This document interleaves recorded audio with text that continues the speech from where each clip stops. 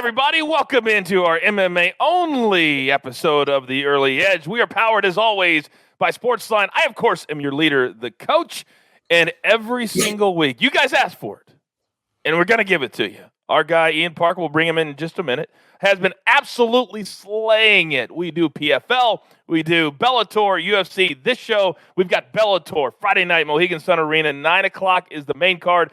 Prelims start at 6. You can see all the action within the family at Showtime. Then UFC Fight Night on Saturday from the Apex. And I would assume that this may be one of the last cards at the Apex, as now Vegas and a lot of other cities and a lot of other states are opening up for fans to come. So we're going to see very, very few events at the Apex moving forward. So we got both shows today, so we can't waste any more time. Let's bring in the hottest MMA capper in all of the land. Ian Parker, you can follow him on Twitter at Ian Parker MMA. How are you today, sir? I'm good. Love it. Bellator plus UFC. A lot of work. Let's go. Let's do it. All right, let's jump right into the Bellator card first. And we have found with the Bellator, there's a lot of high numbers. And so I know you didn't find individual plays that you like because of the numbers, but I know you got a nice little tasty parlay for us. What do you got? Yeah, Coach, to your point, there just wasn't anything close to that under minus 200 number. So here, we're going to do a three-way parlay. We're going to start off with Valerie Lareda. Now, she is minus 600, and that is why we're looping her in. This is a showcase fight for her. It's nothing negative against the other fighter. This is just someone they believe in. They want to market her, and it's a good stylistic matchup. So if you want to get value, in order to get this parlay 2+ odds, we toss her in.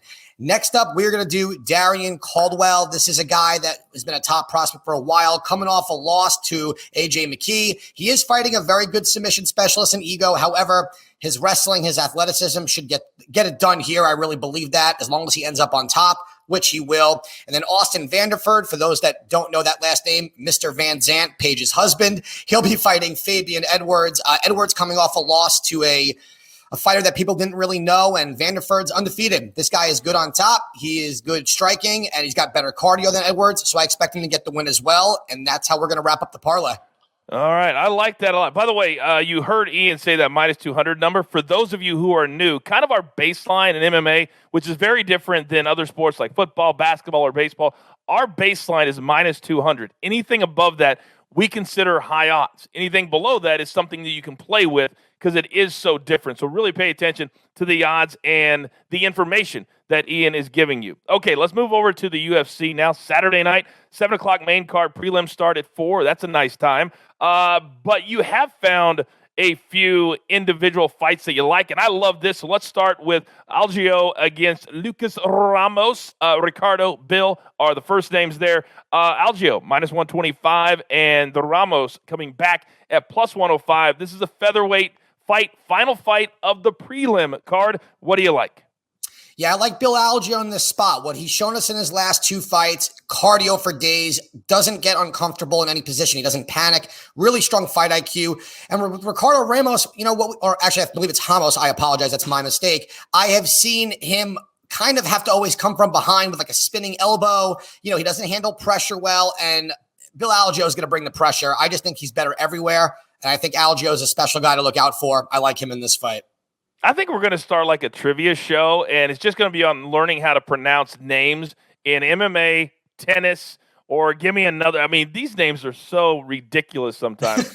They can make us sound really dumb or make me sound really dumb. All right, let's move on to the women. Felicia Spencer, a minus 180 favorite. That's a good number. Taking on Norma Dumont, coming back at plus 155. This is a women's featherweight matchup. It is on the main card. What do you like?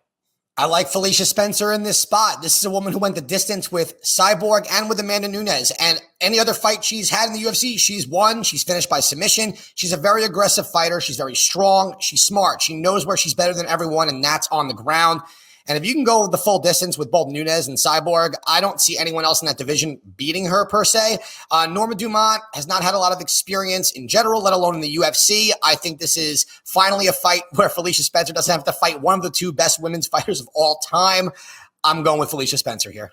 It almost feel like a night off a little bit for her. Be like, oh, I can handle this. I love this play. You don't have to fight one of the goats. Yeah, that's exactly right. Let's stay in the women's side of things, and we have Jan Chachon taking on Carla Esparza.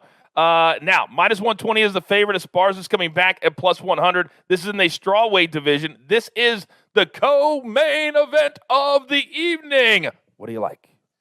This and the winner of this is probably next in line to fight Rose for the belt. I really like Yan Shannon here. I believe what I've seen out of her is she has fought a lot of short wrestlers with that same build like Claudia Gadeja, and she just knows how to use that jab. She knows how to use the clinch. I think she's physically stronger than most of the women in this division as well. Her takedown defense is really good, and her cardio, her output's insane. Carla Esparza's striking has definitely improved. She's probably one, if not the best wrestler in the division.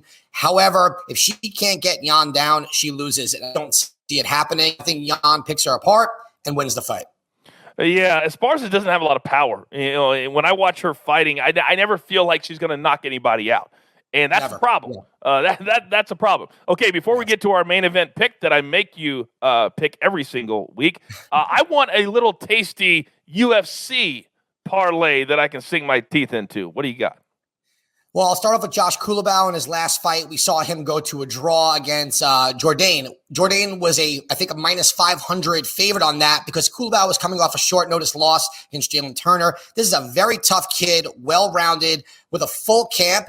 We saw a lot because no one thought he had a chance against Jourdain, and Jourdain had to come back to win that fight. He's fighting a guy that just, I don't think, brings any problems to Kulabau. So I think Kulabau gets his fight done. Finally, get what you said with Felicia Spencer. I think he gets a night off and gets the win here with that type of competition. Big Ben Rothwell, the king of Kenosha. Look, this is someone who has fought everybody and anybody. He's also finally getting someone that's not a top 5 or top 10 or even top 15 fighter. He'll have the size, the speed, the strength, the experience. And if he wants to take this fight to the ground, the dude's also a black belt in Brazilian Jiu-Jitsu. So as long as he doesn't, run that gas tank out in the first round with output, he should be fine. And then the last but not least is Magulov.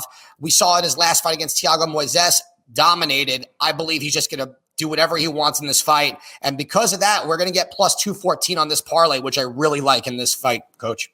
Plus, we have the first fight of the night in the prelims as part of this parlay. You don't even have to waste any time. No time to get your interest going. We think about how we produce these picks. Yeah. All right, we've come to it now. Cody Garbrandt is a guy who's been tremendous. He's been a champion. Then he got knocked out twice by T.J. Dillashaw. Then he had some issues with his health. But he says that he is back, and he says we're going to see a completely different Cody Garbrandt than we've seen before. But he's the underdog in this fight against Rob Font at minus 105. Font's coming in at minus 115. These are bantamweights. They are fast. They are quick. What do you like in the main event? I like Rob Font here. I just like his growth as a fighter over the years, where we saw him as once just a striker with no takedown defense, gets out grappled. Now we're seeing someone who's very well rounded. Now showing us his knockout power. In his last fight, he knocked out Marlon Moraes in the first round. I think some people might have thought he would win that by a decision, but not by knockout. And he did. And that was really unexpected. And it just showed that he's now really completed that game. With Cody Garbrandt, he could say all he wants. I love Cody. I've been a fan of his for a long time. I picked him to beat Dominic Cruz. However, that same fighter is not who we've seen. Even in his last fight against Assunção, he was outstriking him, yes. But then Assunção started coming back. Remember, Cody won that fight at the bell of round number 2, and the way he threw that punch was from his hip, and he tossed it up. I mean, it was a Hail Mary punch.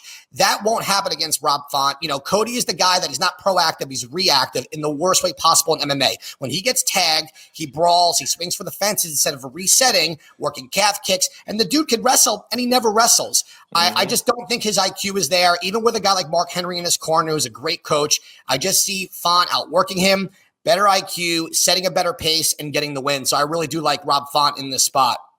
That is a phenomenal explanation. And you factor the information you just gave with that number, minus 115. That is a sweet spot for us on this particular card. All right, we're up against it. Grab your paper, grab your pencil. Here is the recap courtesy of Ian Parker. All right, Bellator. We just like that three-way parlay. Vanderford, Caldwell, Laredo, giving you a return of plus 121. Then over on UFC, Algio, minus 125. Spencer, minus 180. Shannon, minus 120. And then Rob Font in the main event, minus 115. Then, for those of you who love parlays, and there's a lot of you, how about Rothwell, Klabayo, and Ismagulov, plus 214 for that three-way parlay.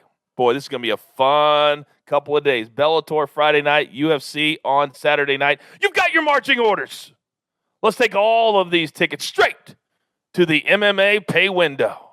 For Ian Parker, for the jeweler who puts it all together here at the Early Edge, I am the coach. Remember, for all of your MMA betting needs, this is the spot, and this is the Early Edge. Good luck.